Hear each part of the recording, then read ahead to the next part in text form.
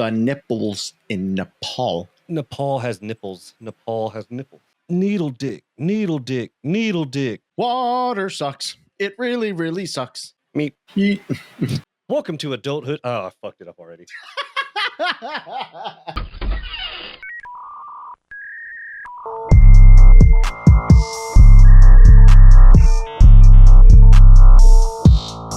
Welcome. What's going on, guys? Welcome to another fun-filled episode from Adulthood Pinning. I'm your host, Nick, and right across the screen from me is... I'm your captain of this episode. Hey, Zaga. like a knockoff Love Boat wannabe. No, see, this just came from the Titanic Museum because this ship is going down, baby. And we're just like the musicians. We go down with the ship. Yes, because we're the only ones doing anything. Just going down. Guys, this week we are, what are we doing, Nick? We're exposing fake rules of adulthood. The ones that no one actually made, but we all follow these laws and these unwritten rules of adult society. Yeah, I think that's because that's what we grew up on. And so, like, it's been instilled upon us that these are the quote unquote laws of, like you said, adulthood, which furthers my belief that this is all just a fucking simulation. It's a training program. Right? Like, this is programmed. Like, ChatGPT 5 just came out, and we are programmed. This episode is programmed by it. And I just feel like the first thing I want to get into is like these social etiquettes that aren't real, like these things that we do in social settings. Like when you go to a barbecue, okay, your adult barbecue, not when you were in your 20s, right? Adult barbecue. What are you doing? What are you bringing? You got to bring something, right? I mean, bringing some chips, a dessert. Usually bring them cookies or something. Don't come empty-handed. No, I agree. Like, I mean, now if I don't like the person, like if I'm going with somebody and I don't like the person, I'm kind of being obligated to go. I personally am not going to bring anything because fuck that person. But however, if it's one of my friends or someone that I actually respect, then yeah, I go out of my way to bring something, whether it be chips, dessert, beer, beer, wine. Like, you got to bring something to your value. Like, I don't know. Like, and the other thing too is like when you're hosting, you're just not allowed to have fun. Yeah, no, you're strictly on like flight or flight mode. Like it's like survival mode. Yeah. Like where did that start? That had to start back in like throwback days, right? Like you come to somebody's like hut, I guess. It's like, you have given me cattle. Here's a head of a goat. Yeah, I don't know what the lore of that is. I don't know if it was just like, I bring dinosaur. You have cookout, I bring dinosaur. Because who's the first person in ancient history that judged that person that didn't bring something like, Unga no bring a bone? Wow. Oh, you shitty caveman. You are shitty caveman. I don't know, I'd like to know the whole lore of that. Like, when did this all start? And I want to say it started back to the fucking colonists in fucking England, because that's where Puritans. No, fucking Puritans. But I think that's what they were. Who? The colonists. They were Puritans, weren't they? I don't know. Colonists, Puritans, white people. It's all the same shit. It's definitely a Caucasian thing. I don't accept that part of the history because I'm not part of it. So there's that. I'm sorry. But there's so many little social etiquette rules that are out there that we just unintentionally follow. And I just don't understand why. Like there's one that like, how come why can't I be an asshole if you bought me a shitty gift? Why can't I call you out on that? Why do I have to pretend to love the gift that you give me? It's like, oh my God, it's a mug. Oh my God, look at that. And it's a dog because I have a dog. Wow. So I see where you're coming from. And all I'm going to say is perhaps this person was either A, low on a budget, but wanted to show appreciation towards you. 2, they were thinking of you in the moment, so they got you a random gift. 3, they have no idea what you like. And so like they're just trying to build some kind of bridge to figure that out. Like, I don't think it's intentional.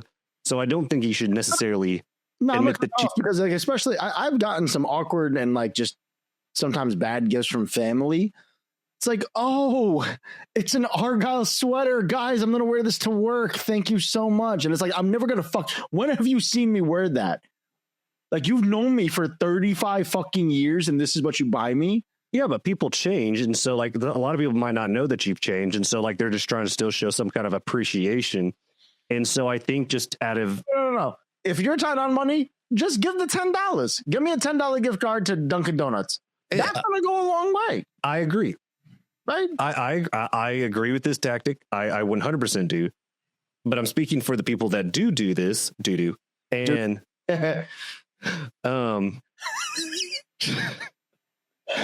and so that the people that do this is I know it's coming from a good place in their heart, and I don't think it's necessarily appropriate to knock them for it, because I feel like they're at least trying. There's effort there instead of people just that don't give you anything.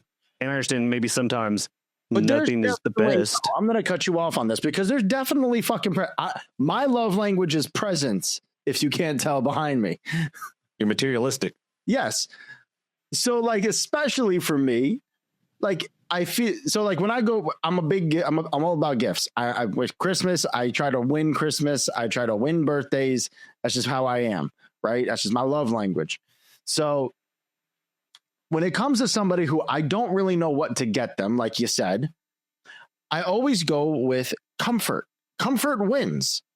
Who doesn't love a fresh, nice, fluffy blanket? Who doesn't love some fresh? You don't like a nice new blanket? No, when I already have so many of them, I don't need another one. I know you have a dog, and I know do. Yeah, and those blankets go through quick. And if you don't like the blanket, guess what? Look who gets a new place to lay down on. He already lays on everything. So I don't need a copious amount of blankets. Your dog clearly isn't as spoiled as mine. Oh no, he is 1,000%. Tuck my dog to bed every night, and he knows that I'm talking about him right now because he's looking up at me like, he's 100% spoiled. I just feel like if you get socks for Christmas, you should be able to talk shit. I disagree. All right, low-key, I love me some good fresh socks on Christmas because, I mean, who can't use a fresh pair of socks? Okay, yeah, who cannot use a fresh pair of socks? And how many socks throughout the year do we lose inside the washer and dryer? Which I still don't understand. How did that become a cosmic rule? I don't know. I'm telling you, I blame South Park for the underpants gnomes. They steal socks. They take underwear. They take everything. Fuck the Simpsons. South Park's telling the truth. South Park is telling the truth there. That shit. No comment on South Park right now because I ain't trying to divide people. Yeah, no, that could get real sketch real fast. But like another thing that I get, like, what's a social etiquette rule that you feel that it's not a real rule, but you still follow this to a T? Like there has to be something. I mean, I don't know if it's necessarily a social etiquette rule because I can't help but do it sometimes. And that's staring at people in public. All right. So real talk. This is why I wear sunglasses everywhere I go, because I just sit there and just stare. Oh no, I'll take my sunglasses off. I want you to know that I'm staring at you, that I know what you're doing. They're silently judging people. Yeah, but at the same time, though, I do get like self-conscious, and I immediately am like, so I'll start looking, and the moment I think that, like the moment they make like some kind of body movement, I'm like, they turn their head towards you and just like, what? You see that? You see that bird? Damn, that shit was big. Sir, you're inside the courthouse. There's no fucking birds here. I mean, I definitely, like, when we went to New York, that was our breakfast. Like, our breakfast was sit in Times Square and people watch. Just watch the craziness that is New York City. Watch some gunshots go off. Well, Okay, we were there. We left 4 hours before that. Okay, trippy. How about like, I don't know about you. Do you RSVP yes to things that you're most likely you're just not going to go to? No. If you send me an invite and I know I'm not going, I want you to, since I know that you sent the invite, you're going to know that I said no. And I know within 5 minutes. I always say yes. And then we play it by ear at that point. Now, if I have full intentions of showing up and going, then yeah, I'm going to say yes, unless something comes up. But 9 times out of 10, if I do not want to go, I'm hitting no immediately. But if I'm ever on the fence, like on Facebook, how they have the whole going, not interested, interested, go, all the. It's always a maybe. I'll hit interested, because that way, like when it gets close to the date, it'll pop up and it'll remind me, and I'm like, oh, yeah, no. In the moment I wanted to go, I don't want to go anymore. But see, that's the thing. Is like if I'm feeling antisocial, I don't want to make plans for social based off of antisocial me. I want social me to be able to experience if he wants to. Yeah, but that changes within a drop of a hat. Exactly. If I wake up that morning and I'm just feeling antisocial, I'm just not going. But if I show up, I did say yes, I was coming. Okay, so let me ask you this: it's way easier to come up with an excuse for why I wasn't there. Okay, so let me ask you this: if you say yes that you're going to go, and the day comes up, yep, do you have the courtesy of letting that person know that you're not going to be there? If they message me, I disagree that you should be doing that. That is inconsiderate as fuck. If they reach out, that means they're concerned. Not necessarily. They could be busy, or they can just be pissed off at you. I feel like it is your moral obligation. Yes, and the way I see salesman right here, scapegoat for that is purely I have explosive diarrhea. Look, you can lie to me all you want. As long as you reached out to me first, you could tell me you had a fucking unicorn fuck your ass out of nowhere, and I'd be like, oh shit, are you okay? But no, if you unicorn fucked my ass. Yes. Speaking of which, I actually just watched the movie Death of a Unicorn. How was that? It was wholesome. Okay. I might watch it. It's best, but you know, I might give it a shot. But back to my whole thing. Yeah. If a unicorn, I don't care if you made up a whole fucking lie that a unicorn fucked your ass. As long as you reached out and let me know, hey, I'm not going to be able to make it. Or the day after, you're like, hey, I'm sorry I couldn't make it. This is what happened. I 100%, and it could be a lie. I don't care. I'll never know. I have more respect for you for the fact that you took me into consideration. I'm highly inconsiderate. Listen, if we are on some sort of a decent friendship, if we're like maybe like a few months of a friendship, I'll go with your method. But if we are like years into a friendship, you gotta let me know. See, my friends know me now, though. Like, I don't care. They hope I come through. Most likely, I'm probably gonna be not showing up. I do not care. You do not have to stay the same way. You can change your mindset. You can change your ways at any point in your life, at any point of the day. By the time we're done with this podcast, you could change your whole mindset if you would like to, but you refuse to. My light just turned off, and I don't know why it did that. It's because it's a fucking sign. My light died. Yeah, well, the little light in me died. The little light in you died. Well, you see that light going out? Is my consideration for you if you did not reach out to me that you were not going to make it to my event when you've known for like 6 months. Okay, all right. I mean, like important things like weddings, divorce parties, funerals. Yes, I will be there. No, I don't care. No, I don't care if it was. Listen, if it's my dog's birthday. If it's your dog's birthday, I'm there. There's not even a question. Okay, let me rephrase. It's your birthday. If I'm having a housewarming party or like a celebration of a promotion promotion, I'd even let slide because that's on a drop of a hat. People have lives. But if I'm having like a housewarming or like a Halloween party and you decide last minute, oh, I'm not going to, and you don't reach out and explain yourself, yeah, fucking talk to me all wrong. See, I always reach out the next day, and I'm so sorry to make it yesterday. That's fine. I am fine with the next day, but if you fail to do, I don't let people know the day of. That's fine. You have 24 to 48 hours. Okay, after you've decided. got the time frame. Okay, because I'll do it the next day. I'll be like, "Yo, so sorry about last night. I know I said I was going to be there.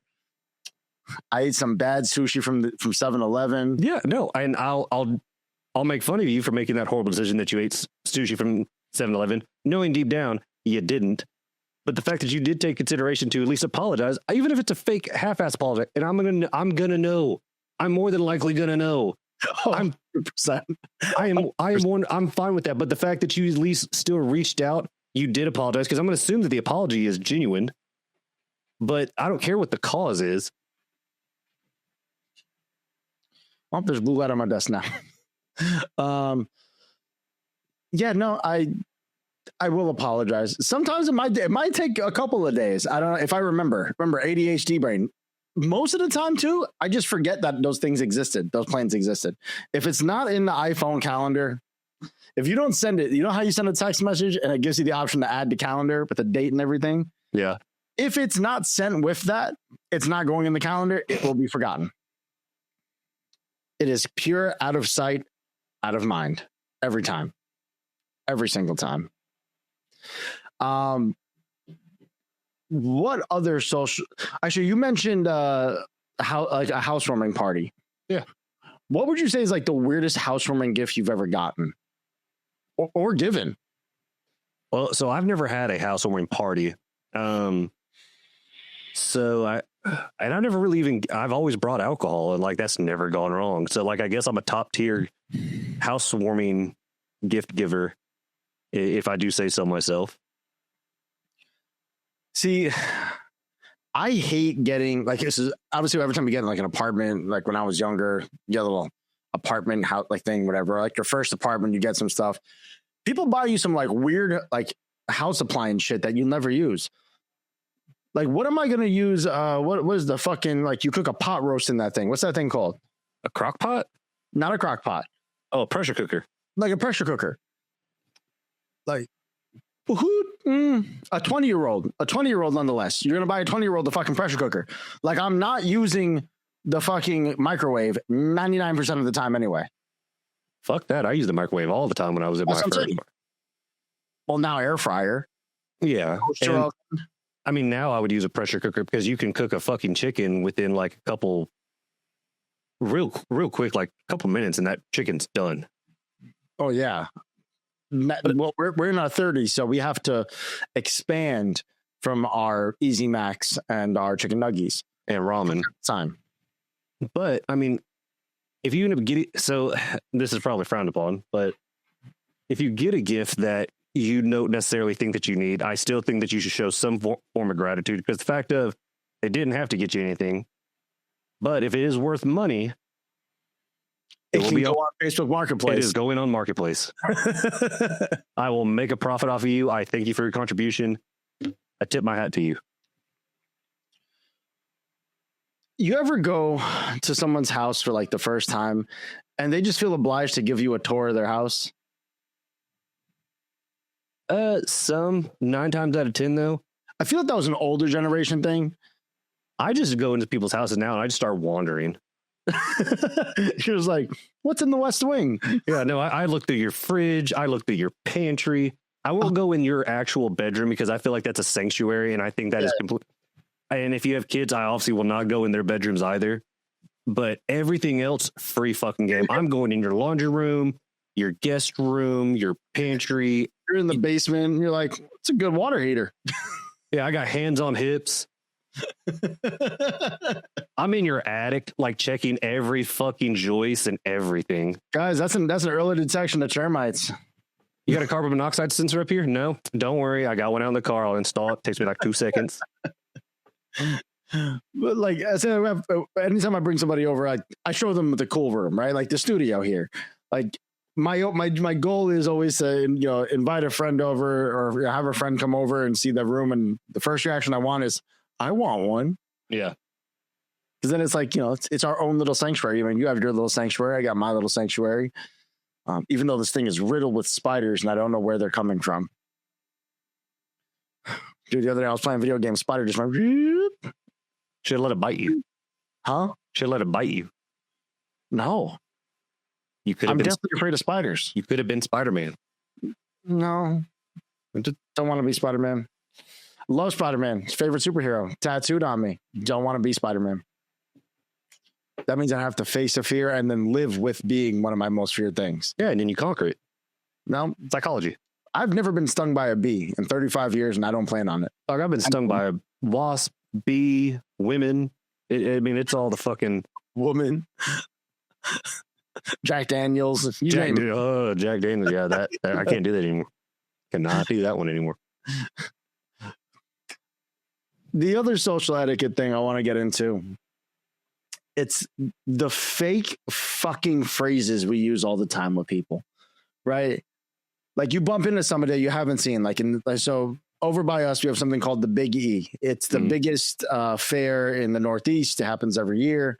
The thing's packed. Like there's over I think the first opening weekend had 2 million people in it last year. It's crazy. And it's just stupid. It's just a fair. It's nothing special. Granted, there's, Ludacris, I think, is going to be at this one. There's going to be, I saw Smash Mouth there years ago. MGK was here last year or some shit. But that's pretty much it. But you still got to pay extra for the concert. But it's just a regular fair. There's rides, there's games, there's food, there's beer, and there's tons of useless shit to buy. It sounds like the state fair for me. It's like a state fair, but imagine for the entire Northeast. Okay. They have state houses for New Hampshire, Connecticut, Massachusetts, Vermont, Rhode Island.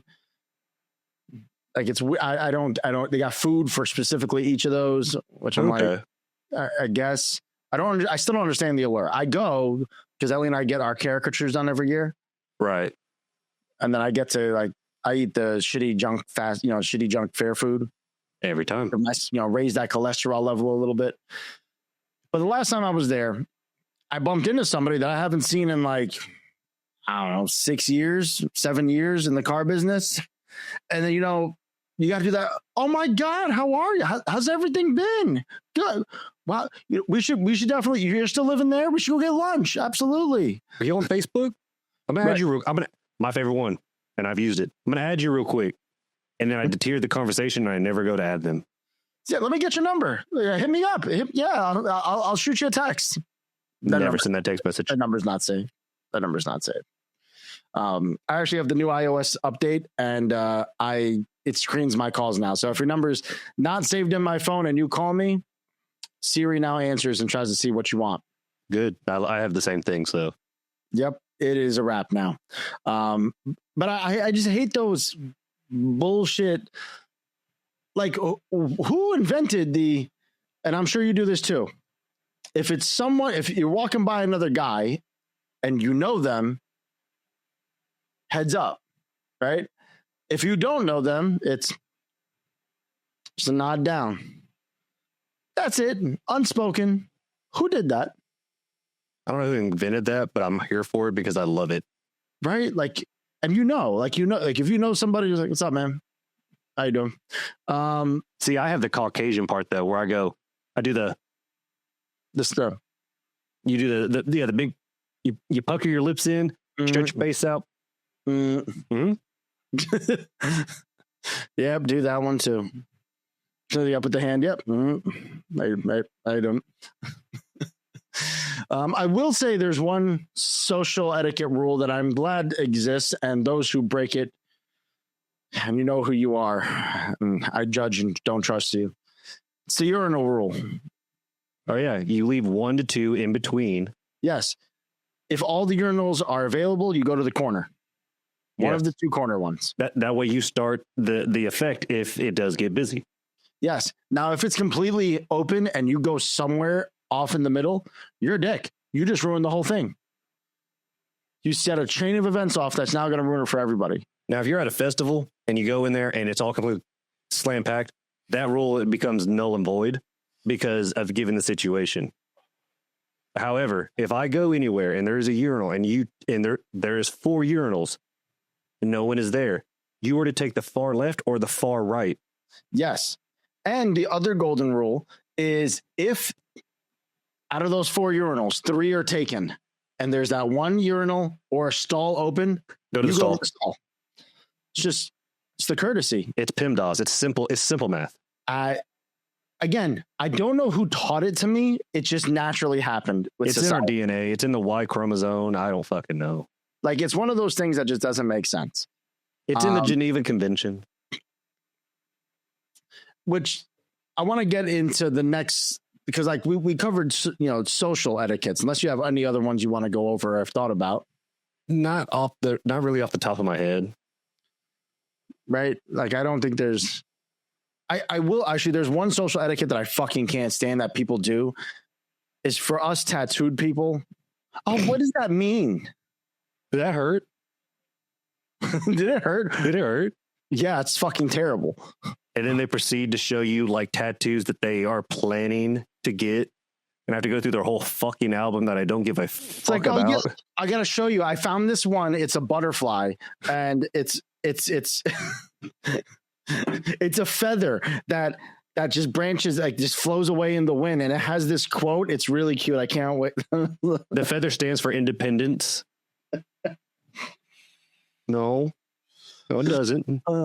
I get it all the time because of this sleeve that people ask me all the time. Only like a handful of people have realized this was Avatar: The Last Airbender, was like all the symbols.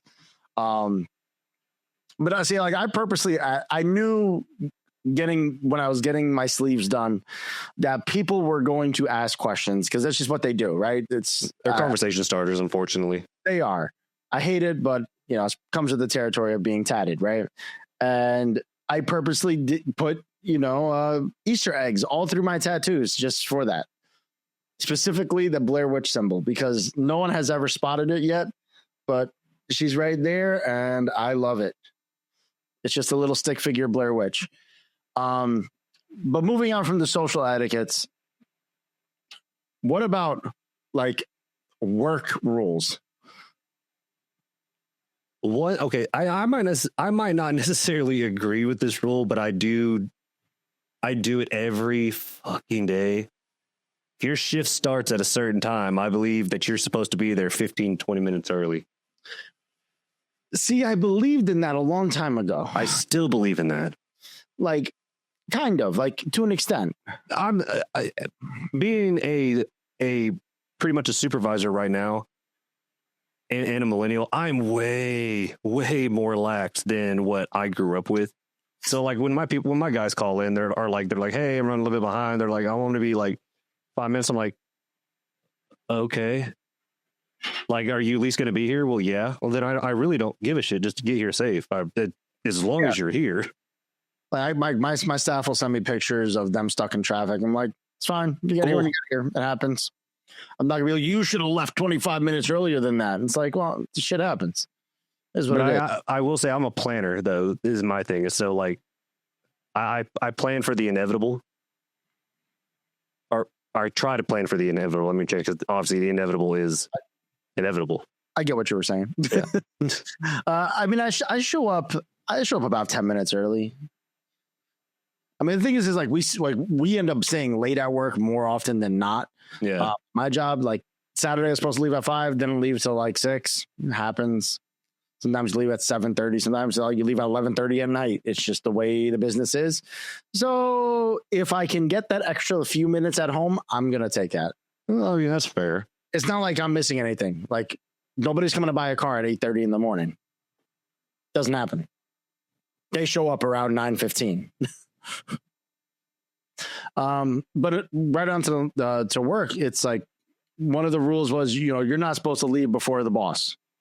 Yeah. Wrong. I agree. Like, if my shift's up, like I'm gonna be out. Like, yeah, no, like I had shifts, because there's no shifts in my industry, so really. So okay, there's one that has come across at my work, and I'm on the fence about it, only because it's certain people. If you're productive, I might not bat an eye, but the fact that some people are unproductive when they're clocked in and they do this, is to, if you're going to make breakfast at work, to be clocked out to do so, because these people, I have people at work that make fucking smorgasbords of a fucking meal for breakfast as they're clocked in. and then they sit down and eat it, and they're like, it takes time out of the fucking day. So like, I disagree that you should be clocked in to do. You need to be clocked out if you're going to take that long, at least. Yeah, I mean, like, I don't technically eat, like, get a lunch at work, because like if we have dead time, it's dead time. If we're busy, we're busy. So I just try to eat when I can. But like, I'm still working while I'm eating. Like, I'll be eating and I'm responding to an email, eating, looking at spreadsheets, like doing shit like that. Like, and see, I'm cool with that. Like, if you want to make all that and then go out and work, and like it's like a multitask, I'm cool with that. Just because like there is an agenda. Like, we've got shit that we got to do, especially like in our busy season. Like, I need people to follow that.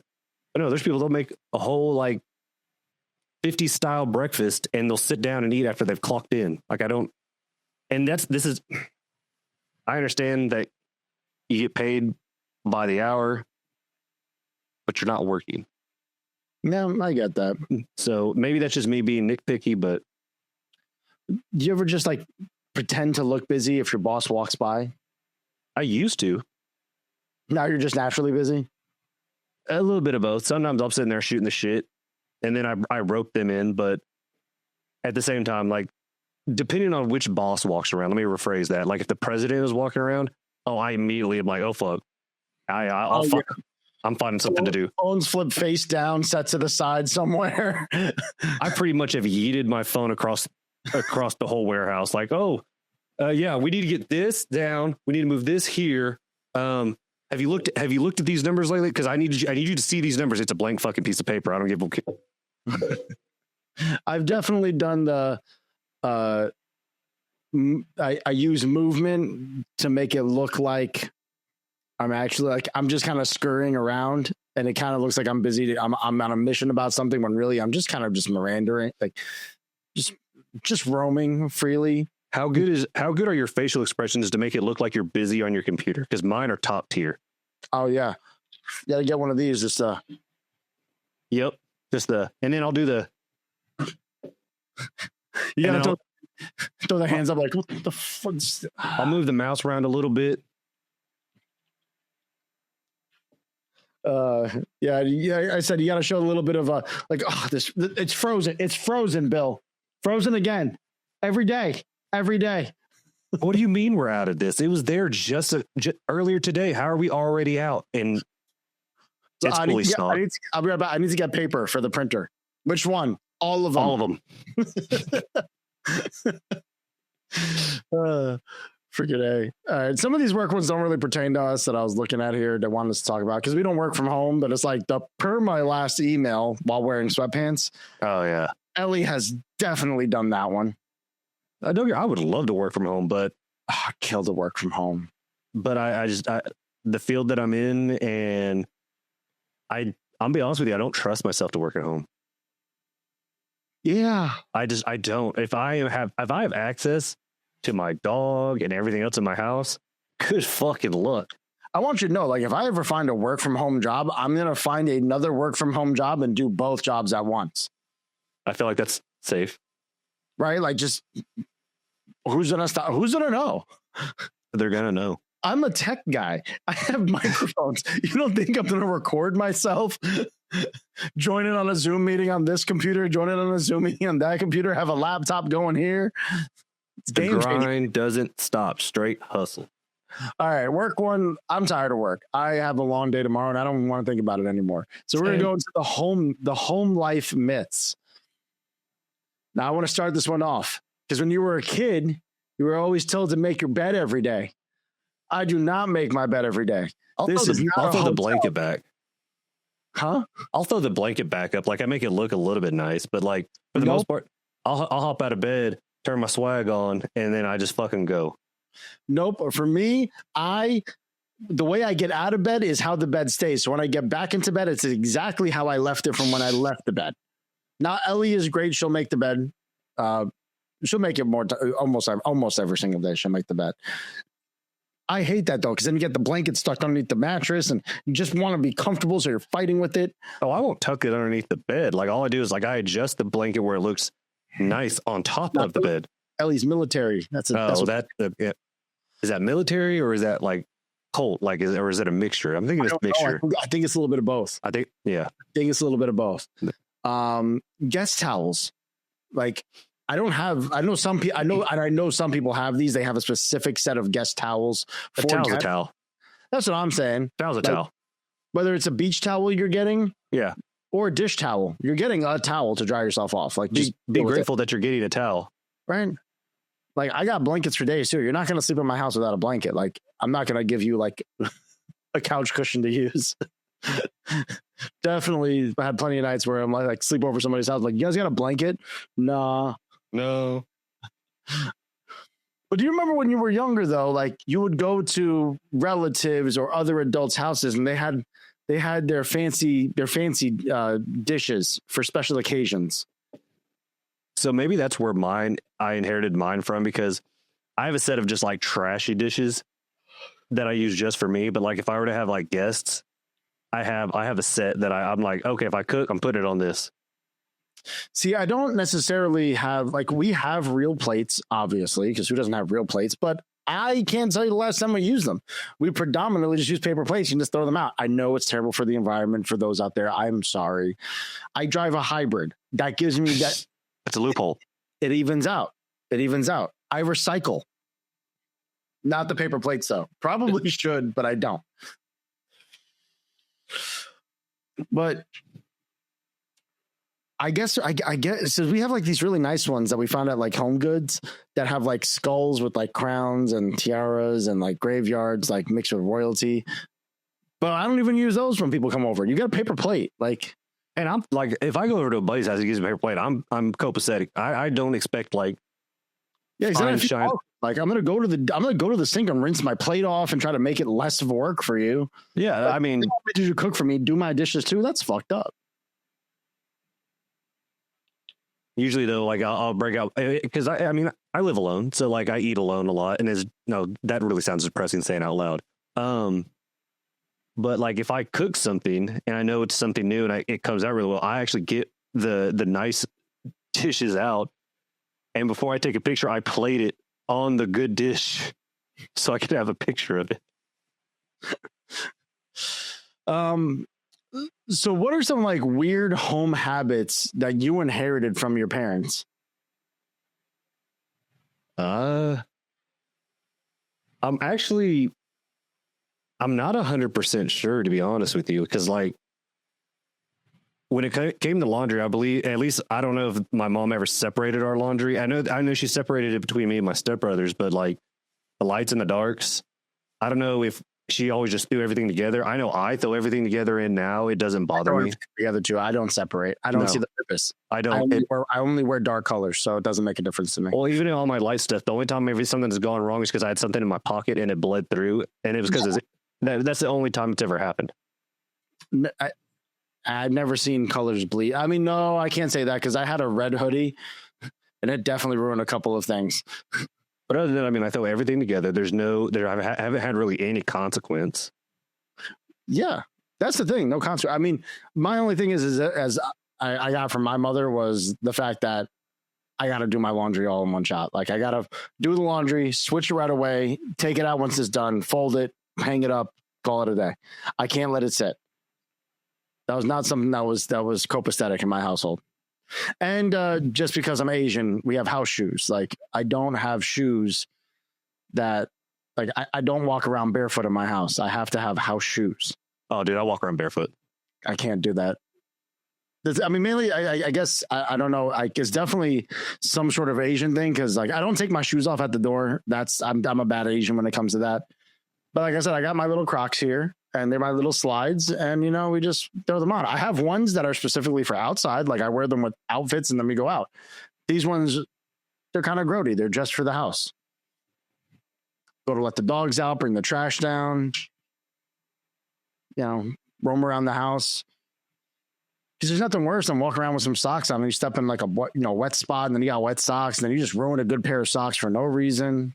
I mean, I walk around barefoot, so. I can't do. I hate being barefoot. I got socks on right now. I got no socks on right now. What would you say is like a good? What is a fake adult flex items that people display for show that you've seen? Adult, like material items? The fake adult flex items that people display for just for show. So like a China set, that's something, or like somebody gets a fucking I don't know, a deer head. You know what I'm saying? Like the weird shit that you would see that people just put it on display, and you're like if somebody has a piano, like you're flexing. That's an adult flex, right? For most guys, it's a grill. Or a good lawnmower, like a good ride lawnmower. That's a real flex. Or a new TV. TV's a big one. That is a big one. That is a big one. That's why I switched to projector, so that way I don't have that argument with anybody anymore. Because my dad was like that. Like my dad and I competed with that. Every time I got a bigger TV, he would get a bigger. Like he has an 85-inch TV in his living room right now because I got a 70-inch. I used to try to play that game with my dad. My parents right now, I had to help them put it up not that long ago, but I mean it's a big TV. It's definitely bigger than mine, but I quit trying to play that the big TV game. I lose that game. I'm gonna end up going broke. They got a hell of a deal on their TV though, I will say that much. Dude, that's why I bought a $200 projector and I have a 200-inch TV. I win. And it's in my bedroom. It's great because it's not blue light, because obviously it's a projector and it's not from an LCD, an LCD screen or an OLED screen. Mm-hmm. So it's good it's nice and soft on the eyes, and I get to watching sports on it's so great. It's so awesome. It's my favorite thing. Let's move on to personal life performances, which the social lie Olympics comes. We talked about it earlier, but it's that let's catch up soon. Let's go get together soon. Yeah, we gotta catch up. It's been a while. I have no intention of ever catching up. Depending on who it is, because like my best friend back home, he and I will. Granted, he's busy with his life, his family, he's created and work and stuff like that, and so our schedules haven't really lined up per se. And we keep telling each other, "Oh, we're gonna catch up," or "Let's do this," and we sometimes just forget about it because life happens. But 9 times out of 10, if I tell anybody else that, I have no intention of ever catching up with you. If it's been more than like a year and a half, even a year, I'm probably not going to catch up with you. Like I have so many friends that I still stay in contact with via the podcast, via playing video games. Like you could still holler at me. There's way to get a hold of me and chit chat.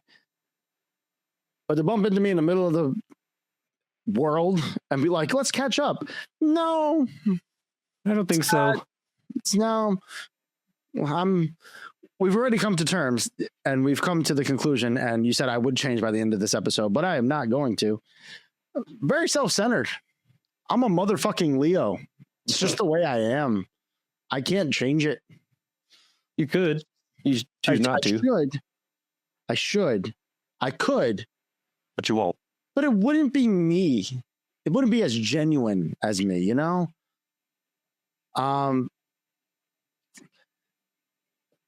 Which brings me to my next thing. Reusable shopping bags. I don't have those. You don't have... hold on. Are plastic bags available in Oklahoma? Yeah.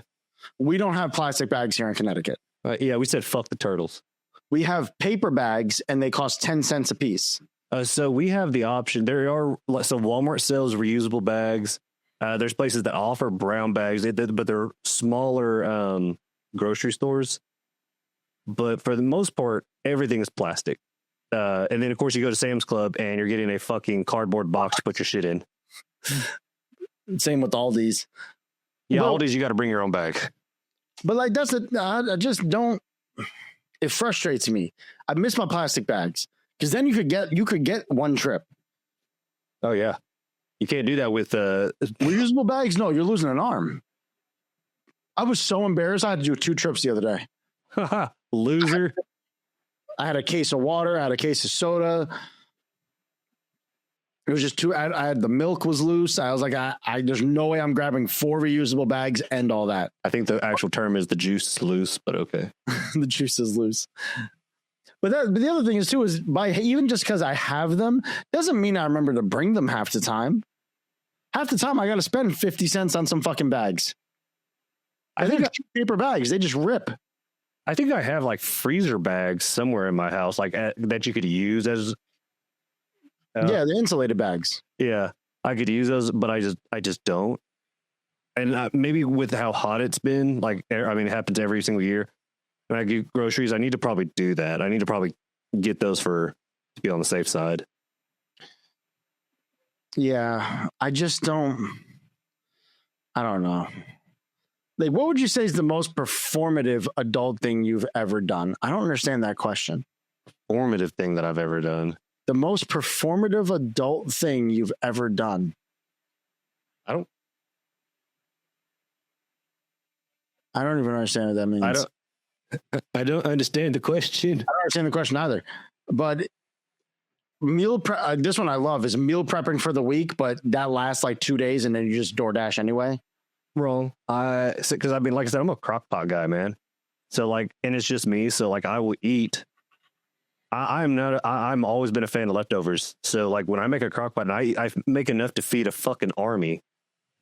And so I'll eat that for lunch and dinner throughout the whole week. And it's still good because I take care of it properly. But yeah, I definitely don't meal prep accordingly. I just make food. I go on how I feel, man. Like, cause some of my days I work, I'll work 11 hours. Some days I work fucking 10 hours and I'm just fucking beat from the day and I don't want to cook. So I just order anyway. So it just depends. But like meal prepping is such a hassle because I get bored. I have ADHD. I don't want to fight. I get so bored with the same thing over and over and over again. Unless it's like chicken cutlets with some kind of pasta side and broccoli, then yeah, like I could eat that all day long. Or Chinese food. Otherwise, I'm going to get sick of it. Oh, don't get me wrong. There's sometimes I get sick of it, but then I think in the long run, well, I didn't have to spend any money on any other kind of food. So like I kind of win this one. You have way better willpower than I do. And my wallet can confirm that. Okay, maybe not that part, but yeah. Because so it's gotten to the point where my Apple Cash that I have on my phone, I just don't touch. It comes and goes so frequently that like the other day we ordered fucking Popeyes for lunch on Saturday. It was $20 a person. I had $50 an app. I was like, oh shit, it's covered. I know I'm going to have to get fucking, lunch one of these days this week. And then I'll just take it from my account and then they'll pay it in the Apple Cash. And it's just full circle, baby. Full circle. Your dog is begging for attention right now. Yes, he is. Which gets me to so I have a question because we're going to start wrapping up here. We're almost at the very, very end of the episode. Oh my God, I lost my place. I want people to comment below. What's one unspoken adult rule you follow for no reason? Whether this is on TikTok or YouTube or wherever the hell it is, comment. Or one that you've created your own. Or yeah, tell us if you created your own adult rule and broke the mold of what you were told. Because I just need to know this, and we're going to read this the start of next episode and review all the ones and give our takes on those. And that way you guys feel special. You're part of the show now. So get to work. Start typing. You guys have homework now. You have homework. Okay. That's from your captain. This is your captain, Zaga speaking. If you could please just go ahead and fill out that question. See, this is what we need Copper for right now, because he would have been a good. Does that so perfectly.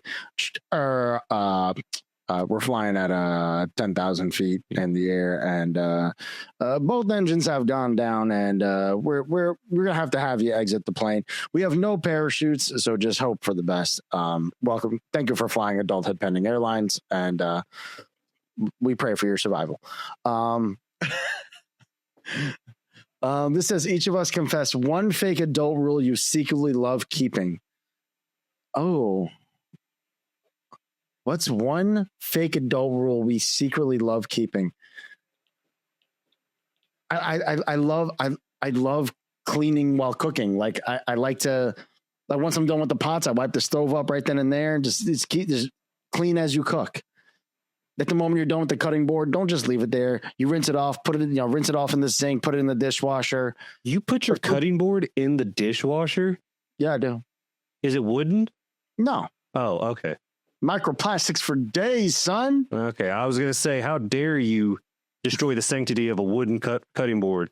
So we had a bamboo one, and it split like into 4 different ways, and then we used it as little baby cutting boards, and until they just kept breaking and getting smaller and smaller. I was giving up on it. So we have plastic ones. I have a bat one. I bought Ellie a bat one that folds. So that's pretty cool. Yeah. We have a bat. We have a bat cutting board, a bat, what's a corkscrew, bat scissors, okay, bat Batman. screws. Batman. Bat what? Batman. No Batmans. Fatmans. Fatmans. I think that's it though. I think that's all we got for this evening. Unless you have other things that you want to discuss about, Nick. I can't for the life of me think. I think we covered it. I think we nailed it. We gave you everything we got. If you want more, stop being greedy. That's my job. My job's to be greedy. We gave it all we got, Cotton. But yeah, let's just wrap this up. Say your goodbyes. Well, I feel like so I just have to go. I have to poop. So that's I get it. It's time to go. The plane is departing. No, I hope that you guys have always enjoyed the episode for tonight, today, tomorrow, wherever time you ever decide to listen. And again, do your homework. Until then, love you guys. Much love. Yeah. Don't follow rules. Make your own. Anarchy. Huh? Anarchy. Anarchy. Full anarchy. Just be aggressive. Be aggressive. Do what you got to do. I'm going to go do what I got to do. So, per usual, like, follow, and subscribe to Adulthood Penny. Oh, wait. We're adding a song to this outro today. Let me know what you think of this song. I'm going to give him credits below. Found him on TikTok. I just felt it was suiting for the show and our fan base. So listen through to the credits. Enjoy the song for what it is. If you like the song, check out the video down below. I'll put it in the YouTube link. And like, follow, subscribe to Adulthood Penning. All my friends got past the checkpoint. I'm still here trying to play the game, boy. I don't know how long I can keep this up. Write another song and put it online. Pause and think, am I wasting my time? Start to question, when will it be enough?